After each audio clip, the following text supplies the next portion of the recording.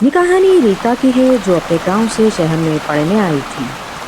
वो यह नहीं जानती थी कि जिस हॉस्टल में वह रहने वाली है, वहाँ एक ऐसा रहस्य छिपा है जो उसकी जिंदगी को हमेशा के लिए बदल देगा। रात का समय था, बहुत तेज बारिश हो रही थी, बिजली कड़क रही थी।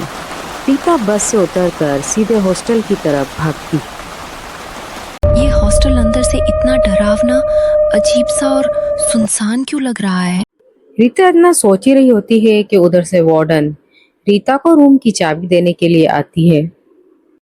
वार्डन रीता को रूम की चाबी देती है और उससे कहती है, हाँ, कमरा नंबर 13 है। रात को 9 बजे के बाद कमरे से बाहर मत निकलना। क्यों बाहर नहीं जा सकते?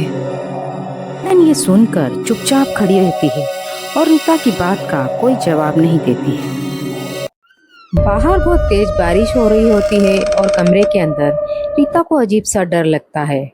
डर कर घबरा कर वो सो जाती है। रात को 12 बजे के बाद दरवाजा खटखटाने की आवाज आती है। अरे, इतनी रात को दरवाजा कौन खटखटा रहा है? रीता हिम्मत करके उठती है और डरते हुए दरवाजे की तरफ जाती है। अरे, यहाँ तो कोई भी दिखाई नहीं दे रहा। फिर दरवाजा कौन खटखटा रहा था? ये किसी के कदमों की आहट कहाँ से आ रही है? रीता अपने सामने अचानक आत्मा को देखकर डर जाती है और बेहोश होकर नीचे गिर पड़ती है। रीता की आवाज सुनकर वार्डन दौड़ते दौड़ते वहां पहुंचती है। अरे, ये क्या हो गया? मैंने कहा था ना, रात के 9 बजे के बाद बाहर मत निकलना। वार्डन रीता को उठाकर उसके रूम में ले जाती है। वार्डन रीता को उसके कमरे में सुला देती है, पर उसे किसी के चलने की आवाज आती है, इसीलिए वो जल्दी जल्दी अपने कमरे की तरफ भागने लगती है। जब रीता को सुबह होश आता है तो वो उठकर बैठ जाती है और कहने लगती है, अरे, मेरे साथ ये क्या हो रहा है? वो लड़की कौन थी? वो सिर्फ मुझे ही क्यों दिखाई दे रही है? मुझे अभी जाकर वार्डन मैडम से पूछना होगा। और ये जानने के लिए रीता वार्डन मैडम के ऑफिस की तरफ जाती है। अरे, तुम कैसी हो? अब ठीक हो ना? रात को तुम जोर से चीख कर बेहोश हो गई थी।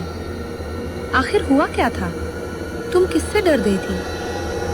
मैंने तुम्हें पहले ही कहा था ना, रात के 9 बजे के बाद कमरे से बाहर मत निकलना। मैडम, मैंने कल रात सफेद कपड़ों में एक लड़की की आत्मा देखी। वो धीरे धीरे हवा में मेरी तरफ बढ़ रही थी। उसे देखते ही मैं बुरी तरह डर गई और बेहोश हो गई। मैडम, वो लड़की कौन है? वो हर बार मेरे ही कमरे का दरवाजा क्यों खटखटाती है? और आपने मुझे रात के 9 बजे के बाद बाहर निकलने से क्यों मना किया था? आखिर यहाँ क्या रहस्य छिपा है? मुझे कुछ समझ नहीं आ रहा। मुझे बहुत डर लग रहा है। कृपया मुझे सच बता दीजिए। देखो, मैं ये सब नहीं जानती, लेकिन मुझे इतना जरूर पता है कि जिस कमरे में तुम रहती हो, कुछ साल पहले वहां रहने वाली एक लड़की रहस्यमय तरीके से गायब हो गई थी। आज तक उसका कोई पता नहीं चल सका। अब तुम जाओ, मुझे इस बारे में तुमसे और कोई बात नहीं करनी है। हाँ, लेकिन एक बात याद रखना, आगे से हमेशा सावधानी के साथ रहना। कुछ तो बात जरूर है मैडम। मुझसे कुछ छिपा रही हैं।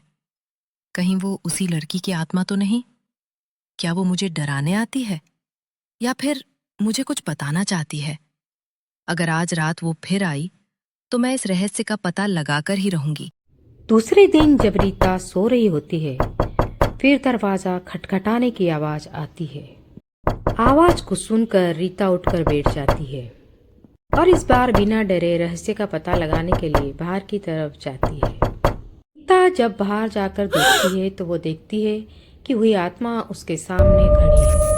पहले तो वो डर जाती है, फिर वो देखती है कि वो आत्मा उसको कुछ बताना चाहती है। आत्मा उसको अपने साथ ले जाती है और फिर स्टोर रूम की तरफ इशारा करती है। दूसरे दिन रीता सुबह स्टोर रूम में जाती है। वहां देखती है कि वहां एक डायरी खुली हुई है और वो वहां बैठकर डायरी पढ़ने लगती है।